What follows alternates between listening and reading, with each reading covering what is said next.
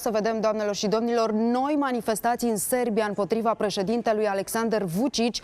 Mii de tineri au pornit într-un marș de 2 zile prin Belgrad pentru a comemora dezastrul din gara Novi Sad. Vă reamintesc că acolo numai puțin de 16 oameni și-au pierdut viața.